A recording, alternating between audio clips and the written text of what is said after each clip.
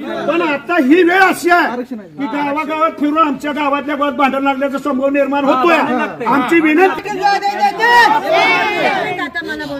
पण आता ही वेळ अशी आहे की गावागावात फिरून आमच्या गावातल्या गावात भांडण लागल्याचा संभव निर्माण होतोय। आमची विनंती आहे तो मराठ्याच्या आरक्षणाच्या पाठीमागे उभा राहील त्यालाच मतदान, नाहीतर बहिष्काराशी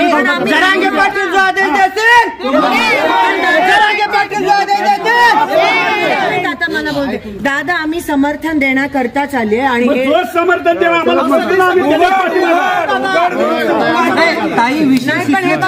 मला त्या भाजपच्या पातळीला आणू नका। मी एकदा शब्द दिला की तो शब्द मी पाळते। मला उगाच तीनदा आमदार नाही निवडून दिलाय, मी काम करते आणि आज मी तुम्हाला समर्थन द्यायला शो साठी आली नाहीये। मी इकडे समर्थन द्यायला कारण का मी संसद असेल विधानसभा असेल हा आवाज तिकडे मानणार म्हणजे मानणार। आणि आम्ही जेव्हा उठतो तेव्हा एवढं पण तुम्ही समजायला पाहिजे की भाजपवाले आमचा माईक बंद करतात आणि आमच्या गळ्यात घोटतात।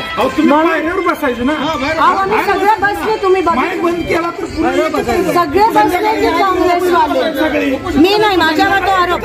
अहो मला कसली ईडीची भीती, मला कसली ईडीची भीती? माझा कारखाना नाही, बँक नाही, मी दिलखुलास मोदी आणि फडणवीसच्या विरोधात बोलणार म्हणजे बोलणार। मला कोणाची भीती नाहीये, मी तुमच्या सोबत आणि गावासोबत ठामपणे उभी आहे, एवढंच मी तुम्हाला या ठिकाणी सांगते। तुम्ही भेट दिली धन्यवाद।